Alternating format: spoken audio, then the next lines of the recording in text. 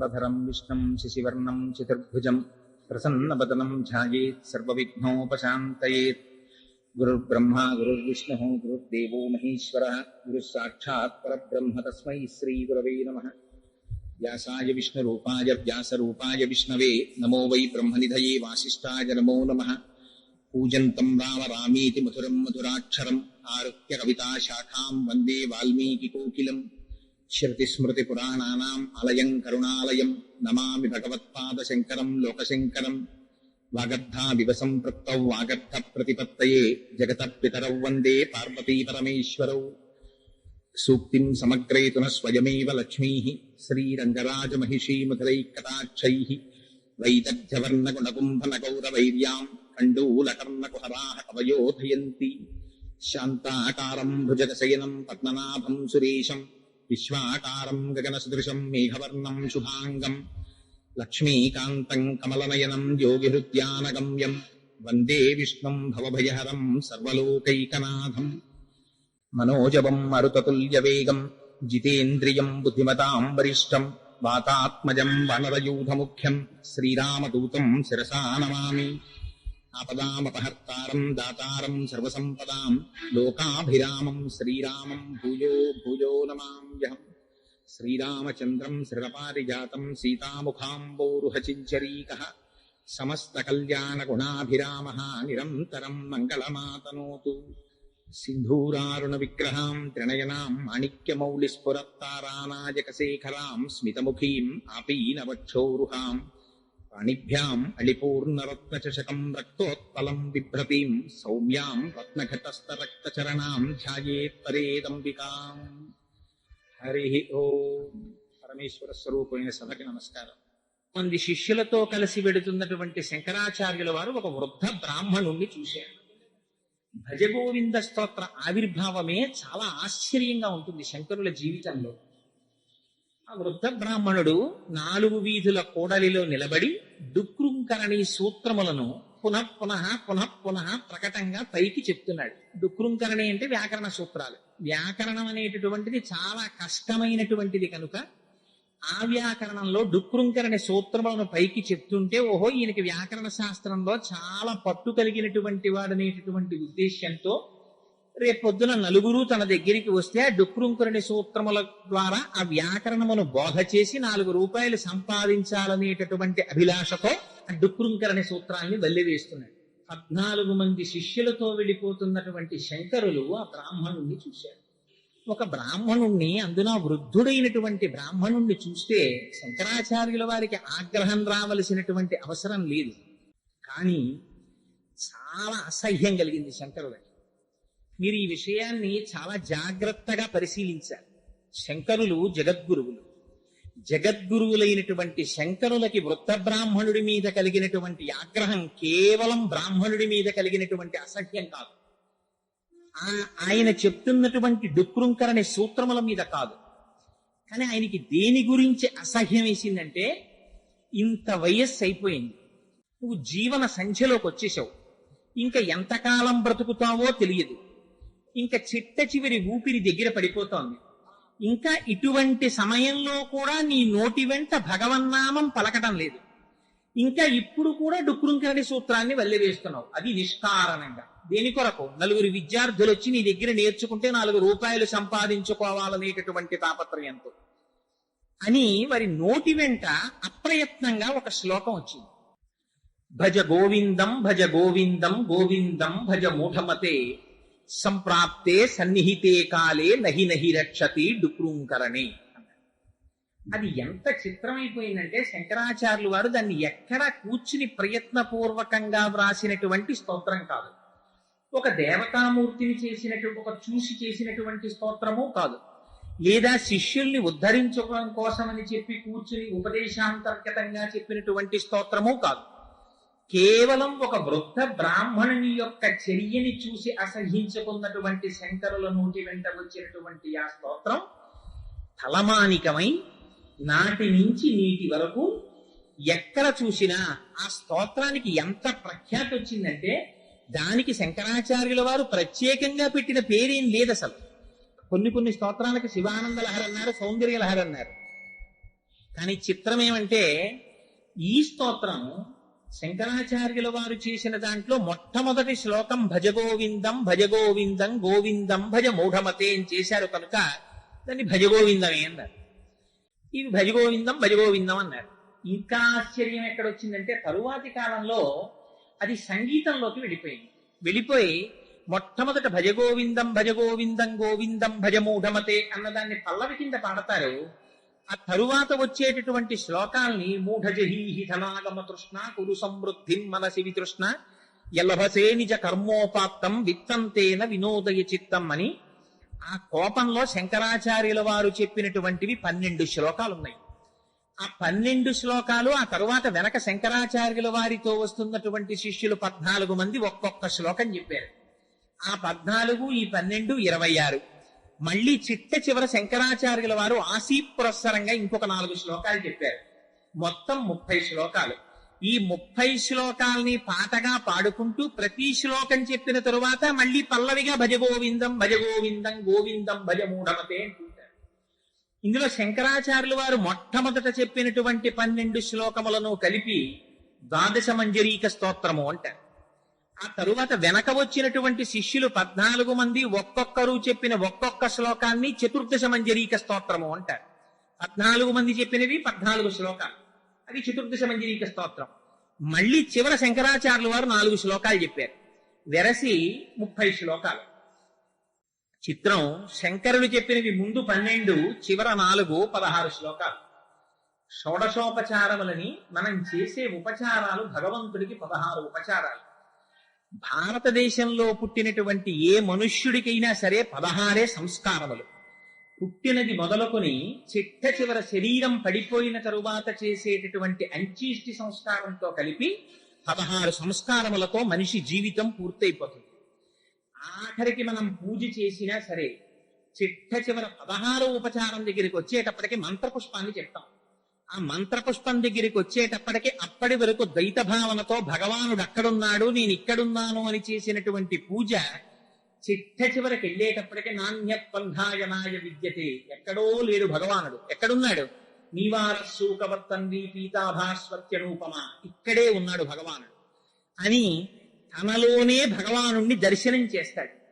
అందుకని 16వ మంత్రం దగ్గరికి వచ్చేటప్పటికి 16వ ఉపచారం దగ్గరికి వచ్చేటప్పటికి అంతటా భగవానుడున్నాడనేటటువంటి రహస్యాన్ని తెలుసుకోవడంతో పూర్తయిపోతుంది జ్ఞానసిద్ధి. అలా శంకరాచార్యుల వారు భజగోవింద శ్లోకాలు చెప్పినటువంటివి కూడా వారి ప్రయత్నం లేకుండా 16 శ్లోకాలుగా పూర్తయ్యాయి.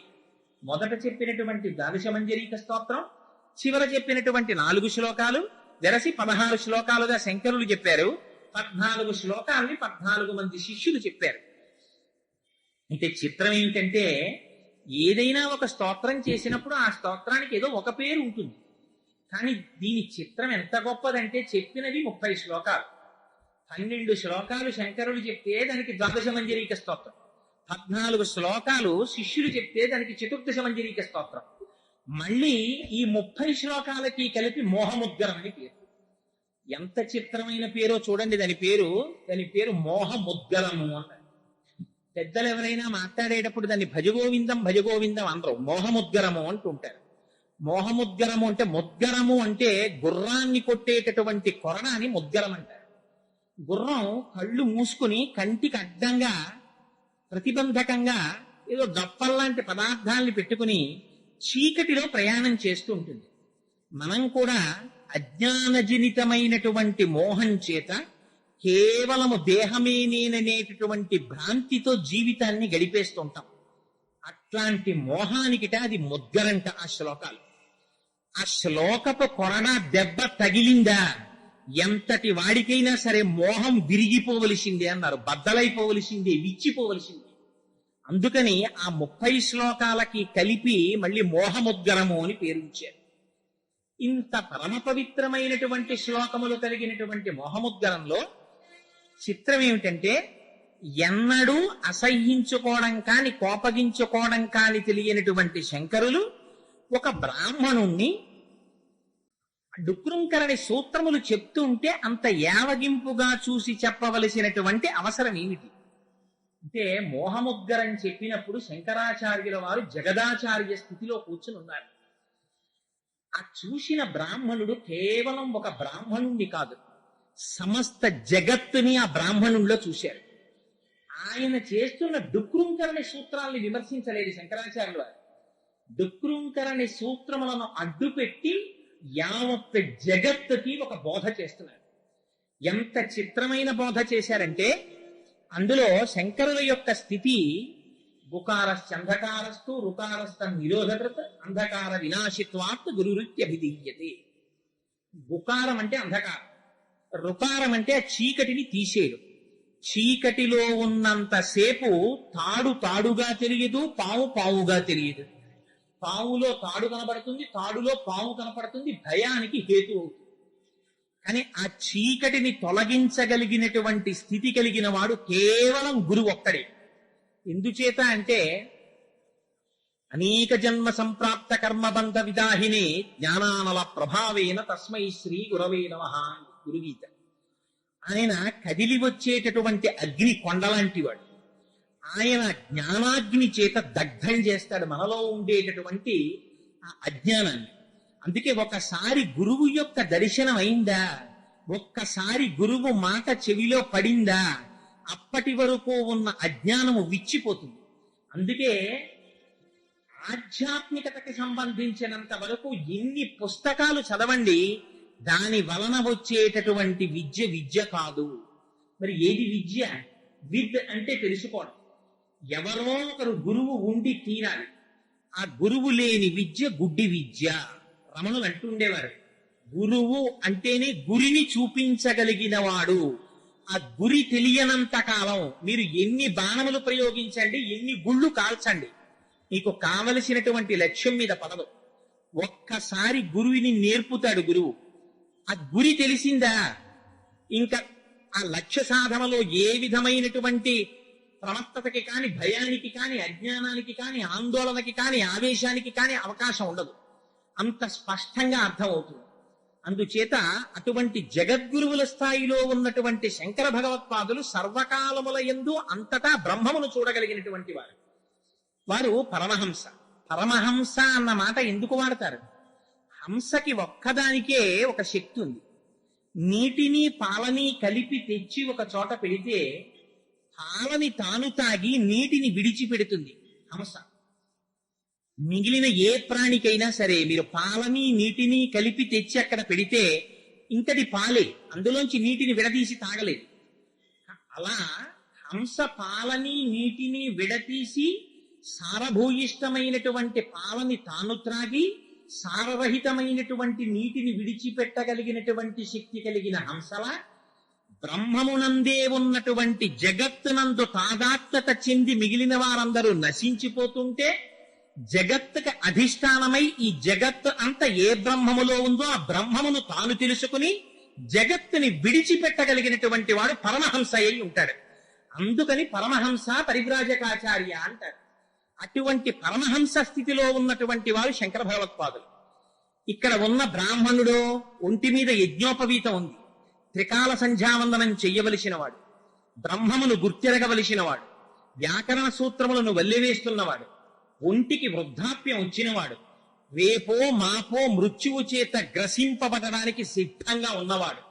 అటువంటి వాడు ఇంకా డుక్రుంకరణ సూత్రములను చెప్తున్నాడు.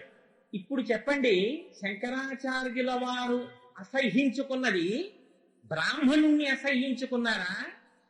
ఎంత వయస్సు వస్తున్నా సరే జగత్తుతో తాదాత్మ్యత చెంది ఇంకా రూపాయి సంపాదిద్దాం, ఇంకా రూపాయి సంపాదిద్దాం, ఇంకా కొడుకులకిద్దాం, ఇంకా మనవలకిద్దాం అనేటటువంటి భ్రాంతిలో జీవితాన్ని గడిపేటటువంటి ఈ జగత్తులో ఉన్న సమస్త మానవాళికి సందేశాన్ని ఇస్తున్నారా?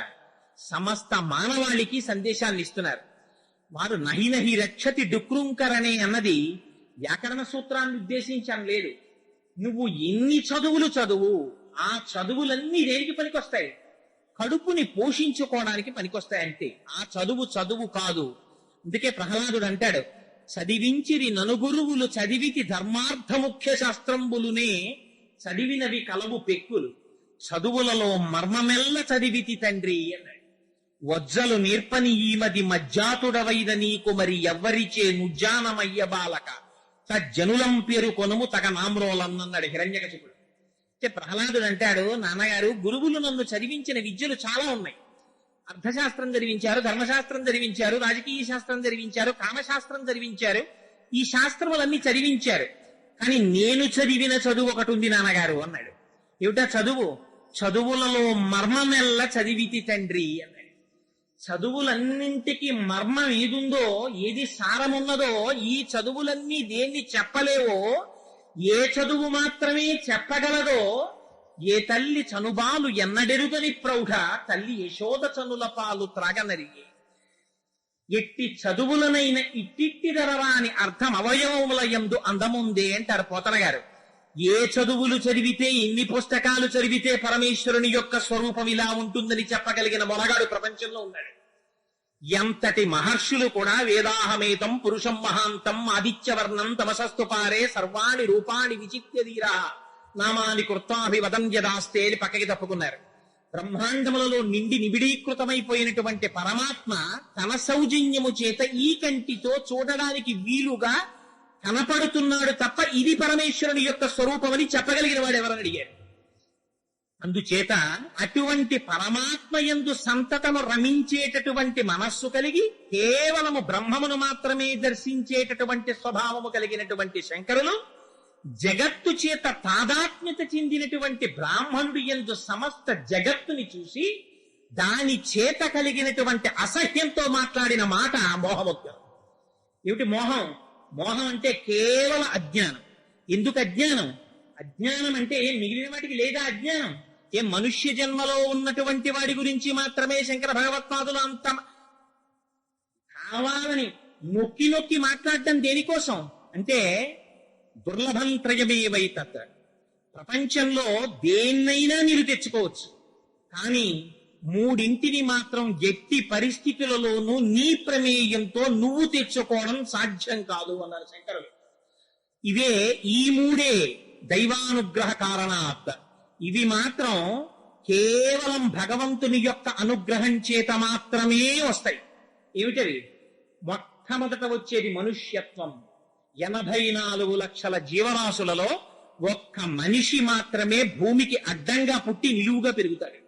మిగిలినటువంటి జీవకోటిలో ఏది కూడా భూమికి అడ్డంగా పుట్టి అడ్డంగా వెళ్ళిపోవలసింది. ఒక్క మనిషి మాత్రం అడ్డంగా పుట్టి నిలువుగా పెరుగుతాడు. ఊర్ధ్వగామి అయి తెలుసుకోవలసినటువంటి బ్రహ్మమును తెలుసుకోవడానికి ఉపకరించగలిగినటువంటి ఉపాధి ఇది ఒక్కటే. అందుకే దీన్ని ఋతుమంతము అన్నారు. దీనిలో ఉన్నప్పుడు మాత్రమే నువ్వు సత్యమును తెలుసుకోగలవు. ఇంత పరమ పవిత్రమైనటువంటిది మొట్టమొదటిది మనుష్యత్వం. ఎంతమందో పుడుతున్నారు మనుష్యులుగా. పుట్టిన వాళ్ళందరికీ ఎంతో మంది అసలు భగవంతుడనే వాడొకడు ఉన్నాడనేటటువంటి జిజ్ఞాస కలగక ముందే వెళ్ళిపోతున్నాడు. హిరణ్యాక్షుడు అంటాడు, నిరాహార నివిష్ట పాంధుల క్రియం సంసార సంచారుల్ ఒత్తురు కూడి విత్తురు సదా సంగంబులేదొక్కచో సురుల్ పోయిడి త్రోవ పోయను భవత్సు నుండు తల్లి మహాశురుండాతడు తద్వియోగమునకు శోకింప నీకేటికి అంటాడు. బాగా ఎండాకాలంలో ఆ వీధిలో చలివేంద్రం పెడతారు. అందరికీ దాహం వేస్తుంది. ఇటువైపు నుంచి ఇటువైపు వెళ్లేవాళ్ళు, ఇటువైపు నుంచి ఇటువైపు వెళ్లేవారు, ఇటు నుంచి ఇటు వెళ్లేవారు, అటు నుంచి ఇటు వచ్చేవారు, అందరూ చలివేంద్రం దగ్గర కలుసుకుంటారు. కలుసుకుని వాళ్ళకి ఎందుకు వస్తారు? దాహం కోసం వస్తారు. దాహం ఎలా తీరుతుంది? దేని వల్ల తీరదు. నీరు తాగితే తీరుతుంది. నీరు తాగుతారు. తాగి వెళ్లిపోయే ముందు, అయ్యా మేము వెళ్ళిపోతున్నామండి, మా చిరునామా ఇదండి, మీరు నీరిచ్చారు, చాలా కృతజ్ఞుణ్ణి అని ఏమైనా చెప్తాడా? వాడేం చెప్పడు. ఎంత గోప్యంగా వచ్చాడో అంత గోప్యంగా వెళ్ళిపోతాడు. అలా అమ్మా వీళ్ళందరూ సంసార సంచారులు ఒత్తురు కూడి విత్తురు సదా సంగంబు లేదు ఒక్కచో. ఒక భార్య ఒక పిల్లలు అనుకుంటున్నావా? ఎన్ని కోట్ల జన్మలైపోయాయో. లోపలున్న జీవుడే ఎంతమందితో సంసారం చేశాడో, ఎంతమంది పిల్లల్ని కన్నాడో, ఎంతమంది భార్యలతో తిరిగాడో, ఎంతమంది స్నేహితులు. వాళ్ళందరూ ఉండిపోయారా? ఎవరు ఉండరమ్మా. అలా వెళ్ళిపోతుంటారు వాళ్ళు. సదాసంగంబులేదొక్కచో సురుల్పోయిడి త్రోవపోయిన భవత్సురుండు తల్లి అన్నాడు. వాళ్ళు ఎవ్వరికి చెత్త చెయ్యకుండా అకస్మాత్తుగా వెళ్ళిపోతుంటారు. మనకి ఇది అలవాటమ్మా. ఎందుకమ్మా ఏడుస్తావు వీళ్ళని చూసి? పోయాడంటే ఏమిటమ్మా నీ కొడుకు, ఇది అలవాటమ్మా చాలా కాలం నుంచి అంటాడు. అలా ఎందరో వస్తున్నారు, ఎందరో వెళ్ళిపోతున్నారు.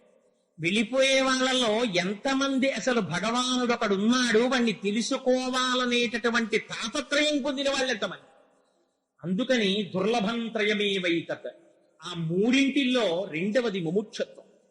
అసలు మోక్షం పొందాలనేటటువంటి ఆలోచన రావడమే కష్టం. వచ్చిన దారి చూపించేవాడే. ఇన్ని దారులు సామర్లకోటలో దిగి కాకినాడ ఎలా వెళ్ళాలని అడగండి. ఆటో ఎక్కమని చెప్పేవాడు ఓడు, కారు ఎక్కమని చెప్పేవాడు ఓడు, రైలు ఎక్కమని చెప్పేవాడు ఓడు, అదిగోనండి ఆ సిటీ బస్ ఎక్కండి అని చెప్పేవాడు ఓడు. ఇంకా తెలివైన వాళ్ళు అయితే ఇంకో మాట కూడా చెప్తారు. ఏమో నాకు తెలియదు కానండి, కాలువ దాటితే భీమేశ్వరాలయం ఉంది, అక్కడి నుంచి పాతాళంలో సొరంగ మార్గం ఒకటి త్రిపుర సుందరమ్మవారి గుళ్ళోకి వస్తుందని పూర్వం ఎప్పుడో 100 ఏళ్ల క్రితం ఎవరో అలా వెళ్లేవారని విన్నాం. అలా కూడా మీరు వెడితే వెళ్ళొచ్చేమో ధైర్యం ఉంటే అని చెప్పేవా అప్రస్తుతవాదం వాళ్ళు కూడా ఉన్నారు. ఈ మాట నేను ఎందుకన్నానో తెలుసా అండి? హాస్యానికి అన్నానని అనుకోకండి. ఈ మాట జగద్గురువులన్న మాటలు నేను ఉటంకిస్తున్నాను. ఏ రకమైనటువంటి ఉపాసనా పద్ధతులను జీవి సర్వకాలముల యందు తట్టుకోవడం సాధ్యం కాదో, సమర్థుడైనటువంటి గురువు పక్కన కూర్చుని అనుక్షణము కాపాడుతూ ఇలా కదుపు ఇలా కదుపు ఇలా కదుపు అని చెబితే తప్ప ఒక్కొక్క యోగమునందు ప్రవేశించడం సాధ్యం కాదో అటువంటి మార్గములు చెప్పేటటువంటి వాళ్ళు కూడా ఉంటారు. అయితే ఇవన్నీ జయము వైపుకి తీసుకెడతాయా? ఎంత కష్టం. బయలుదేరి మొదలుపెట్టి మధ్యలో జారిపోయే వాళ్ళు ఎంతమందో చిట్ట చివరి వరకు వెళ్ళడానికి కావలసినంత జ్ఞాన దీక్షని ఇచ్చి తను పక్క నుండి నడిపించగలిగిన సమర్థుడైన మహాపురుషుడు లభించేది అన్నాడు. అందుకని నీకు జీవితంలో ఐశ్వర్యం కష్టం అనుకోకు, భార్య కష్టం అనుకోకు, బంధువులు కష్టం అనుకోకు, అన్నం కష్టం అనుకోకు. కష్టం అంటూ ఏదైనా ఉంటే ఈ మూడే కష్టం. ఏమిటో తెలుసా? మూడు: మనుష్యత్వం, ముముక్షత్వం, మహాపురుష సమాశ్రయం. ఈ మూడు దొరకమంటే దొరికేవి కావు. అంత పరమోత్కృష్టమైనటువంటి మానవ జన్మనిచ్చాడు. అందున ఎటువంటి జన్మలో ఉన్నాడు? బ్రాహ్మణ జన్మలో ఉన్నాడు. మోహముద్గరం ఏదో కథాపరంగానో చాలా తేనె పూసినట్టు చాలా లలితమైనటువంటి మాటలతోటో ఉండదు. ఎందుకని? అజ్ఞానాన్ని చీల్చి చెండాడడానికి వచ్చింది మోహముద్గరం. తండ్రి గారే చాలా వృద్ధుడు, ఎవరిని దర్శనం చేస్తే పొద్దున్నే నమస్కారం చెయ్యాలో అటువంటి పుణ్యాత్ముడు, పూజనీయుడు. అటువంటి తండ్రి గారు ఇంట్లో ఉండగా ఇల్లు అంటుకుపోయింది. ఆ తండ్రి గారు లేచి గబగబా రాలేరు బయటికి. అటువంటప్పుడు అయ్యో నాన్నగారు బాగుండదు, నాన్నగారిని గబగబా కాళ్ళు చేతులు పట్టుకుని బయటికి ఇడిచేయడమా, వారిని చాలా గౌరవంగా తీసుకురావాలి అని ఆలోచిస్తే తగలబడిపోతాడు. అందుకని అప్పుడు తండ్రిని చూస్తారా, కాళ్ళు దొరికితే కాళ్ళు, జుట్టు దొరికితే జుట్టు, చెయ్యి దొరికితే చెయ్యి పట్టుకుని ఈడ్చేస్తారు బయటికి. ఇంత వృద్ధాప్యం వచ్చినా ఇంకా డుక్రుంకరణి సూత్రములను పట్టుకుని 4 రూపాయల కోసం వెంపర్లాడుతున్న దౌర్భాగ్యుడైన జీవుణ్ణి అడ్డుపెట్టి శంకరులు జగద్గురువుల స్థాయిలో చేస్తున్న హెచ్చరిక మోహముద్గరం. అందుకనిది తేలికైన భాషలో బుజ్జగింపుతో ఉండదు. మూఢ అని పిలిచినటువంటి శ్లోకములు ప్రపంచ సాహిత్యంలో లేవు. ఎవరు మాట్లాడినా సుమతి, వినురవేమ ఇలా మాట్లాడారు. శంకరులకు ఒక్కరికే చెల్లింది. మూఢ, యూ ఫూల్ అని అడ్రస్ చేసి మాట్లాడారు. మూఢజహీహితమాగమ తృష్ణ అన్నారు. అంటే దాన్ని తెల్లవారి లేస్తే భజనల కింద మన ఇంట్లో వింటున్నాం. పాగమ తృష్ణ అన్నారు. అంటే దాన్ని తెల్లవారి లేస్తే భజనల కింద మన ఇంట్లో వింటున్నాం. అంటే జగద్గురువుల యొక్క స్థాయి ఎలా ఉంటుందో మీరు ఊహించండి. అందుకనది మోహముద్గరమైంది. అందుకని అందులో ఉండేటటువంటి ఆ శ్లోకాలలో సారాంశం అలా ఉంటుంది. అందులో శంకరులు అంటారు, కేవలం ఆ మనుష్యుడిని ఉద్దేశించి మాట్లాడటం లేదు శంకరాచార్యులు వారు, సమస్త జీవకోటిని ఉద్దేశించి మాట్లాడుతున్నారు. అందుకని వారు అంటారు, భజ గోవిందం భజ గోవిందం గోవిందం భజ మూఢమతే. మూఢమతే అని పిలిచారు. ఓ మూఢుడా అన్నారు. ఏమిటి మూఢుడా అని పిలవవలసిన అవసరం ఏమిటి? అంటే నువ్వు ఎంత కష్టపడి ఇక్కడ వరకు వచ్చావో తెలుసా? ఆల్లో ఇన్విజిలేటర్ ఉంటాడు. వాడు 1 సంవత్సరం పాటు లాంగ్ టర్మ్ కోచింగ్ చదువుకుని ఎక్కడో నానా కష్టాలు పడి పరీక్ష రాయడానికి వస్తాడు. పరీక్ష రాయడానికి వచ్చిన తరువాత తీరా క్వశ్చన్ పేపర్ చేతిలో పట్టుకుని దిక్కులు చూస్తూ పిల్లాడు కూర్చున్నాడు అనుకోండి, అక్కడ ఉన్నటువంటి ఇన్విజిలేటర్ బాధ్యత కలిగిన వాడైతే ఏమంటాడు? ఎరా మూఢుడా, టైం అయిపోతోందిరా, గంటన్నరలో నీ ఫలితం తెలిసిపోతుంది, నీ జీవితం తెలిసిపోయే టైం రా, నువ్వు ఇంకా కూర్చున్నావా, చెయ్యి, వచ్చినవి చెయ్యి, బెల్ల కొట్టేసిన తర్వాత ఇంక నీ పేపర్ అంతా చేతిలో లాగేస్తారు. ఇది శంకరుల హెచ్చరిక. భజ గోవిందం భజ గోవిందం గోవిందం భజ మూఢమతే. ఊరి మూఢుగా గోవింద గోవింద గోవింద అనవా? ఎందుకురా నీకు డుక్రుంకరణ సూత్రం?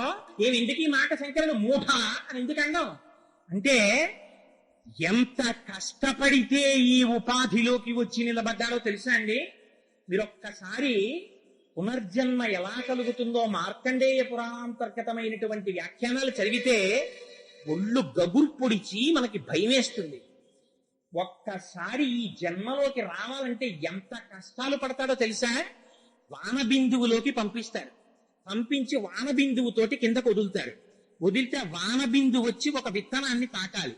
ఆ విత్తనంలోంచి పశువులో ఏవో తినకుండా తానొక కాయగా మారాలి.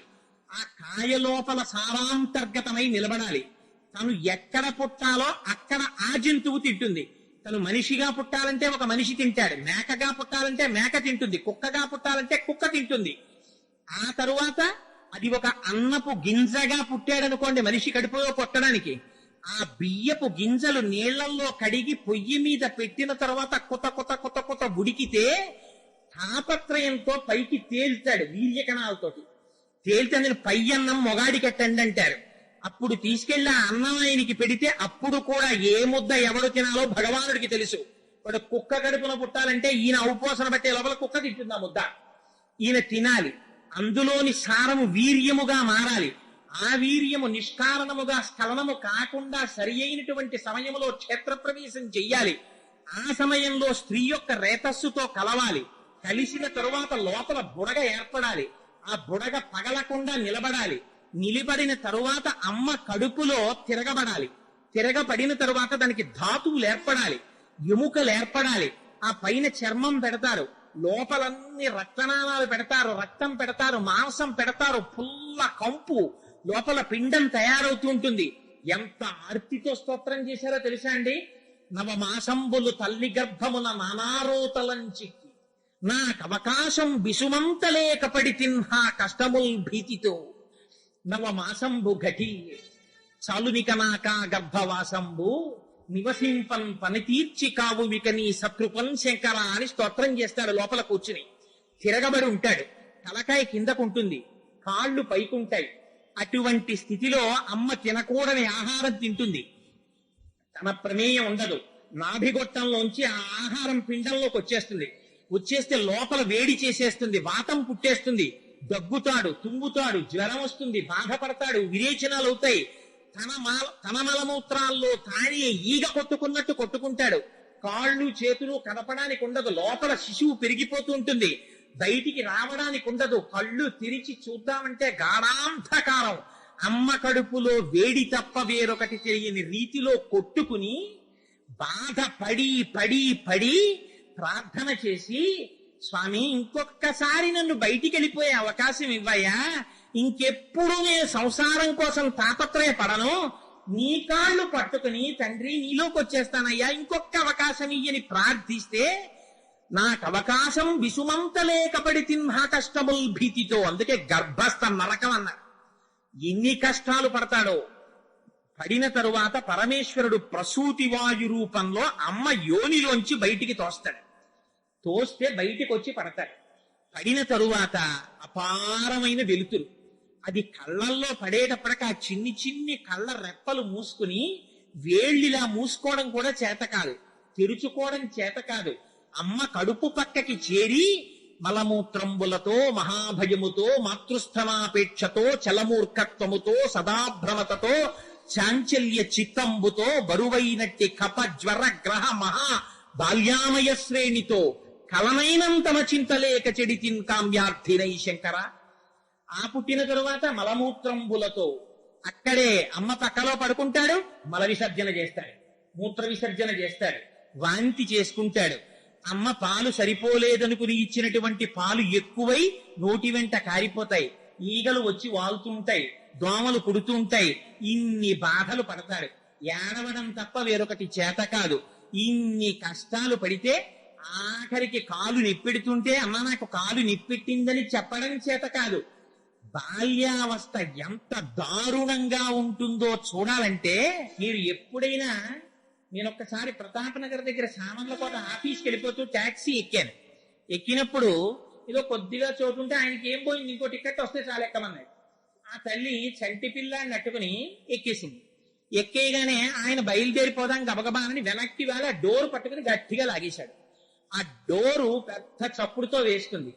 చంటి పెసరకాయల్లాంటి వేళ్లు 4 వేళ్లు ఆ డోర్లో ఉండిపోయి ఆ పిల్లాడు కై అన్నాడు, అరిచాడు, గుక్క పట్టి నా అయిపోయాడు వెనకాల. వాళ్ళ అమ్మ ఎందుకో అరిచాడు అనుకుని సర్దుకుంది.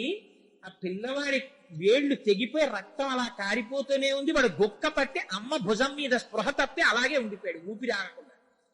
కాసేపటికి ఎవరో చూసి అమ్మ పిల్లాడు నల్లబడిపోతున్నాడు ఏంటన్నారు. చూసేటప్పటికి వేళ్లు తెగిపోయి తలుపులో ఉండిపోయి. ఎంత కష్టం ఎవరికి చెప్పుకోగలరు?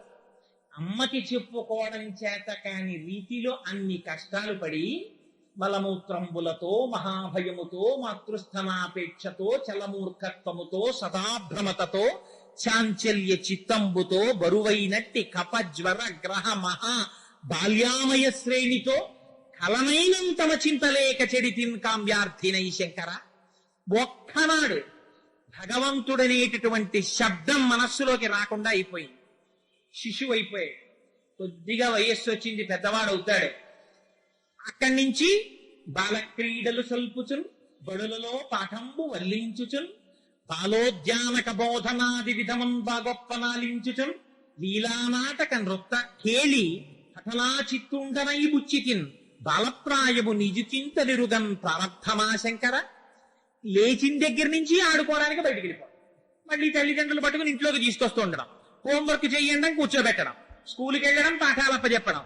బాల్యం అయిపోయి కాస్త ఒంటికి బలం వస్తుంది, యవ్వనం వస్తుంది. యవ్వనం వచ్చిన దగ్గర నుంచి యవ్వనం అంకురించగానే అన్యుల నెట్టులను ఆశ్రయించుటో పరమ పావనమూర్తులంచు పరిపాలకులను నుతించుటెట్టులో అని జీవికి విత్తమే భువిని సార్థకమటంచు అది ఎట్టుల సాధించుటో. ఎంత బెంగ! ఎవరైనా పెద్దవాళ్ళని పట్టుకోవాలి, ఓ ఉద్యోగం సంపాదించుకోవాలి. వాడు చేసే ప్రారంభం ఏమీ లేదు. కానీ వాడు వచ్చినప్పుడు లేచి నించోవాలి, వాడు వెళ్ళిపోతే లేచి నించోవాలి, వాడిని చూడగానే నమస్కారం పెట్టాలి, వెళ్ళిపోయే ముందు నమస్కారం పెట్టాలి. వాడు పిలిచి తిట్టినా మీరు ఎంత అందంగా తిట్టారండి అనాలి. పరమ పావనమూర్తులంచు పరిపాలకులను నుతించుటెట్టులో భగవంతుడి ముందు ఒక్కనాడు స్తోత్రం చేయడు. ఇన్ని దుర్మార్గ గుణాలున్నా వాడి దగ్గరికి వెళ్ళి లేచి నిలబడి చేతులు నమస్కారం పెట్టి వాడిని గొప్ప స్తోత్రం చెయ్యాలి. పరిపాలకులను నుతించుటెట్టులో వాళ్ళని స్తోత్రం చేయడం నేర్చుకోవాలి. లేదా వీడికి వృద్ధి ఉండదు, అందుకని వాళ్ళని స్తోత్రం చేస్తాడు. భూమిని విత్తమే జీవికి. బతకాలంటే డబ్బులు కావాలి, అందుకని అదెలా సంపాదించాలో అని తాపత్రయపడ్డాం. అందుకని దాని గురించి తాపత్రయపడుతూ ఇవ్విధమేది దారి అని ఎంచుచు పుచ్చితి నయ్యశంకర, ఎలా ఈ డబ్బులు సంపాదించుకోవడం అని ఆలోచిస్తూ యవ్వనం అంతా అయిపోయింది. యవ్వనం చూస్తుండగా గడిచిపోయింది, వృద్ధాప్యం వచ్చేసింది. ఇంకేముంది వృద్ధాప్యం వచ్చేసిన తర్వాత? వృద్ధాప్యం వచ్చిన దగ్గర నుంచి దానంత చింత మరొకటి లేదు. పోని హాయిగా ప్రశాంతంగా ఏ పని లేదు, చెప్పేవాడు లేడు, చేసేవాడు లేడు, హాయిగా కూర్చోవచ్చు కదా అంటే అలా కూర్చోడు. అక్కడ కూర్చుని అనవసర ప్రసంగాలన్నీ చేస్తూ ఉంటాడు. పైగా అనేక రకములైనటువంటి వ్యాధులు వెంట తగులుకుంటాయి. వాటితో పాటుగా పోని అక్కడతో ఊరుకుంటాడా? ఇంకా అర్ధజ్ఞానముచే, మహాభ్రమతచే, వాత్సల్య చిత్తంబుచే, హాస్య ప్రసంగాలచే, అప్పుడు కూడా ఇంకా దిక్కుమాలిన హాస్యమే. అంత వృద్ధాప్యం వచ్చినా కూడా అప్పుడు కూడా నన్ను చేసుకుంటా ఏమిటే అని చెప్పి సంబంధాలు అడగడం. అప్పుడు కూడా ఇంకా రూపాయల గురించి చింత. అప్పుడు కూడా మీకు ఎలా బతకాలో తెలియకపోతే నా దగ్గరికి రండి, కౌన్సిలింగ్ చేస్తానంటూ ఉండడం. వీడి నోటి వెంట ఒక్కనాడు రాదేం భగవంతుడి నామం. ఇన్ని కష్టాలు పడి వచ్చావురా, ఇంత తాపత్రయ పడుతున్నావే వీళ్ళందరి కోసం. ఒకనాడు నువ్వు వెళ్ళిపోతావు, వెళ్ళిపోయినప్పుడు ఎంత గోప్యంగా వెళ్ళిపోతావో తెలుసా? నీ నిష్క్రమణం పరమేశ్వరుడికి తప్ప వేరొకడికి ఎవ్వరికీ తెలియదు. ఎంత రహస్యంగా వచ్చావో అంత రహస్యంగా వెళ్ళిపోతావు.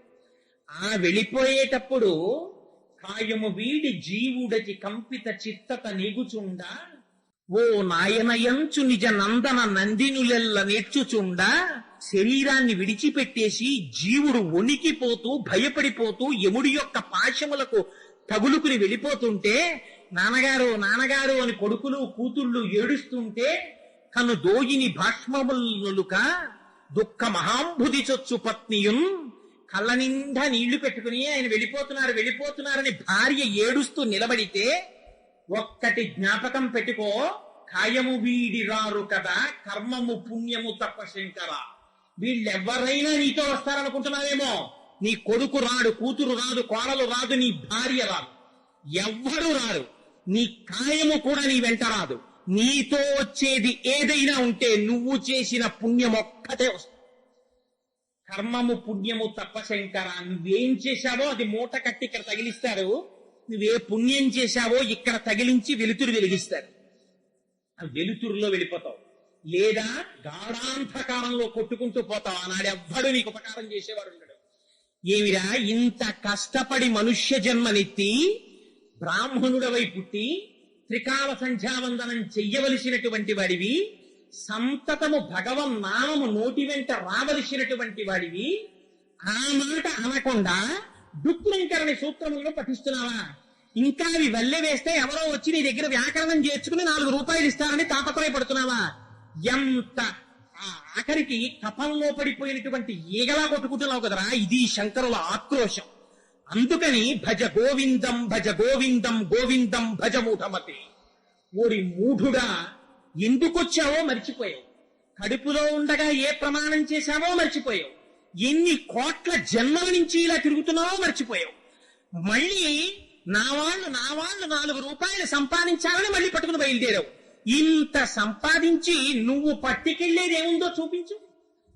కారే రాజులు రాజ్యములు గెలువరే గర్వోన్నతిం పొందరే వారేరి సిరి మూట కట్టుకుని పోవంజాలిరే భూమిపై పేరైనం కలదే శిబి ప్రముఖులం ప్రీతిం యశక్కాములై ఈరే కోర్కెలు వరలం తలపరే ఈ కాలమున్ భార్గవ.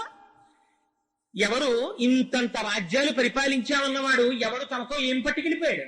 పట్టుకెళ్ళిపోయినటువంటిది ఒక్కటి లేదు.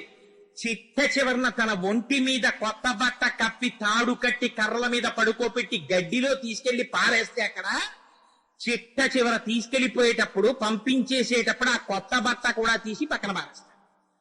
ఎంత నగ్నంగా వచ్చాడో అంత నగ్నంగా అన్నవికారమైనటువంటి శరీరమునకు అగ్ని సంస్కారము జరిగిపోతుంది.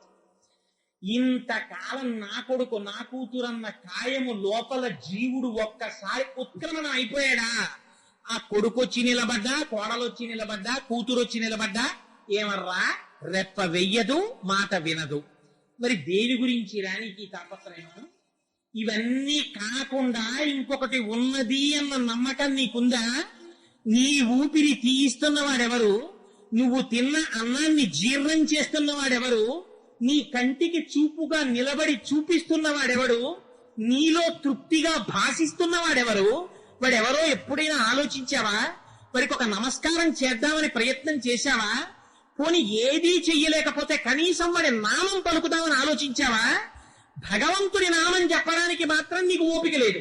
నీకు డుక్కుంకరని సూత్రాలు ఇంకా ఈ వయస్సులో కావలసి వచ్చేయరా నీకు? ఇది ఒక బ్రాహ్మణుడు అంటున్నారా? సమస్త జగత్తును అడుగుతున్నారా శంకరాచార్యులు వారి మాట?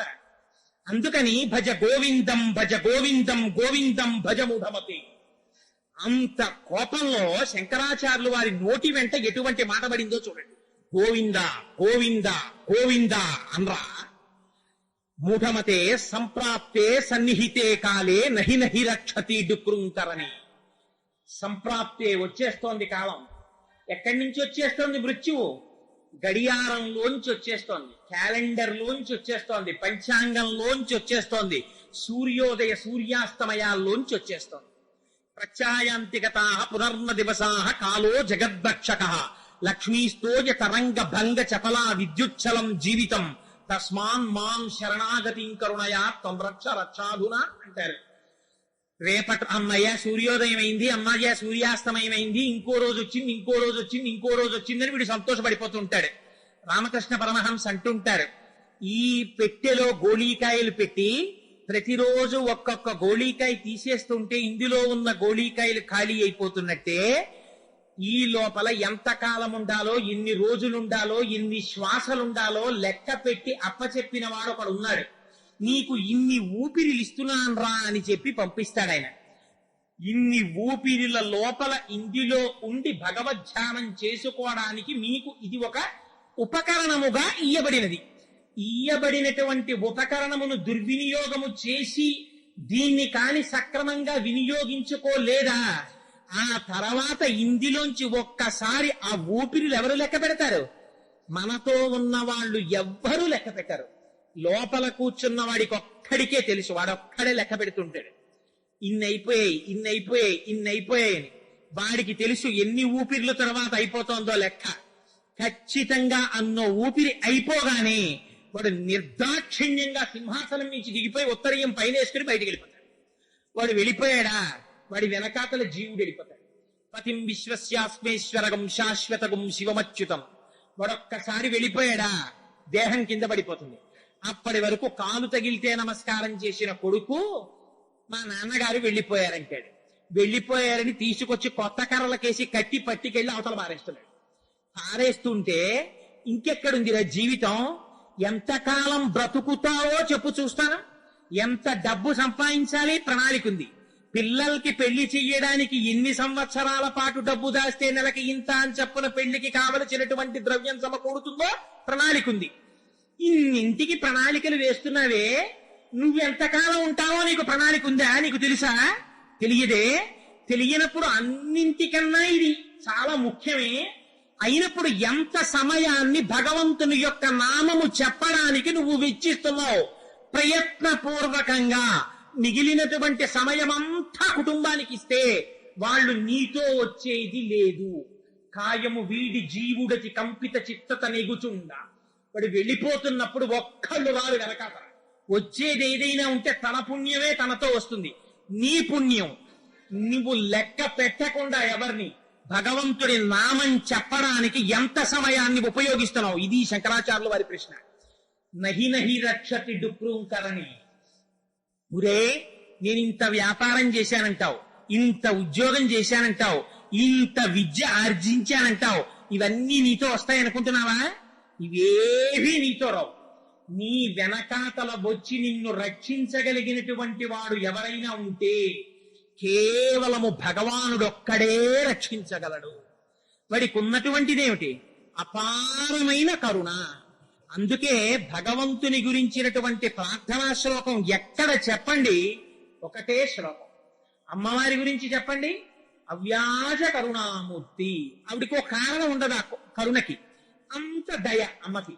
స్వామి గురించి చెప్పండి, స్వామి ఏమిటి? ఎప్పుడు దయామూర్తి, ఆయనకి ఎప్పుడు దయ. అంత దయ కలిగిన వాడెవరు? ఒక్క భగవానుడు ఒక్కడికే ఆ దయ ఉంటుంది.